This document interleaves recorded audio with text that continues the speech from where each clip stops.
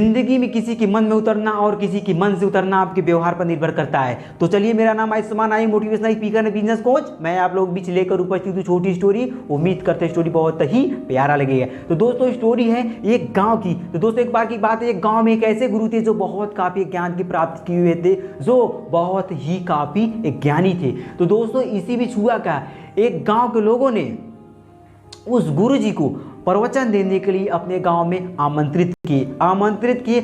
अगले सुबह ही गुरुजी ने उस गांव में प्रवेश किए प्रवचन देने के लिए, और वहां पर गुरुजी पहुंचे और वहां के लोगों ने गुरुजी का बहुत आदर और बहुत सम्मान किया। और गुरुजी ने जब स्टेज पर पहुंचे प्रवचन देने के लिए, और गुरुजी ने वहां के बैठे लोगों से कहा कि जानते हो मैं क्या बताने वाला हूं आज। और वहां के उपस्थित लोगों ने कहा कि नहीं, हम लोग नहीं जानते आप क्या बताने वाले हैं। और उन जैसे ही वहां के उपस्थित लोगों ने नहीं कहा, उस गुरुजी ने बहुत काफ़ी उदास होकर, निराश होकर स्टेज से वापस घर चले आए। और उन लोगों ने, गांव के लोगों ने बहुत काफ़ी परेशान हुए कि ऐसा हम लोगों ने क्या कह दिया जो गुरुजी हमारे बात को बुरा मानकर वापस घर को प्रस्थान किए। तो दोस्तों, इसी बीच अगले दिन गुरुजी के पास दोबारा गांव के लोगों ने गया और बहुत ही गुजारिश किया कि गुरुजी आप गांव में हमारे चलिए और प्रवचन दीजिए।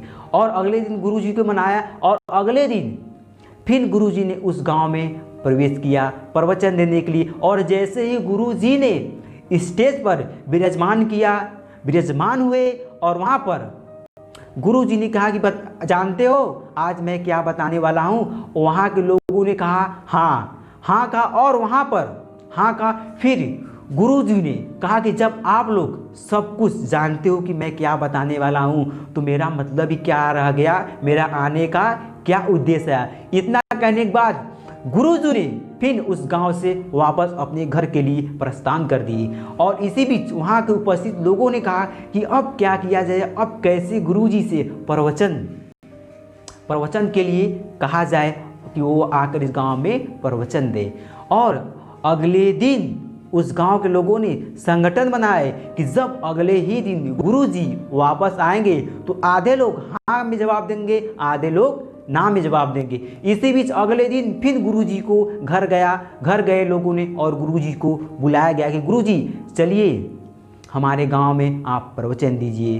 गुरुजी से गुजारिश किया गया, और गुरुजी ने दोबारा ही उस गांव में प्रवेश किए प्रवचन देने के लिए। और जैसे ही इस स्टेज पर चढ़ते हैं और गुरुजी ने कहा कि जानते हो मैं आज क्या बताने वाला हूँ, तब आधे लोग ने हाँ में जवाब दिया, आधे लोग ने ना में जवाब दिया। तो गुरुजी ने कहा कि जितने लोग हाँ में जवाब दिया है वो ले खड़े हो जाओ, और जितने लोग ना में जवाब दिए वो बैठे रहो। और जितने लोग हाँ में जवाब दिए वो लोग, जो लोग नहीं जानते कि मैं क्या बताने वाला हूँ, उन लोगों को जाकर ये बात बता दो। इतना कहने के बाद गुरुजी ने वापस घर के लिए प्रस्थान कर दिए। और वहाँ पर उपस्थित बहुत लोगों ने गुरुजी की बात का बुरा माना, और गुरुजी से बहुत ही काफ़ी उदास, निराश होकर और दोबारा गुरुजी को आमंत्रित करने के लिए गए नहीं। और कुछ दिन बाद उस गांव में आधे से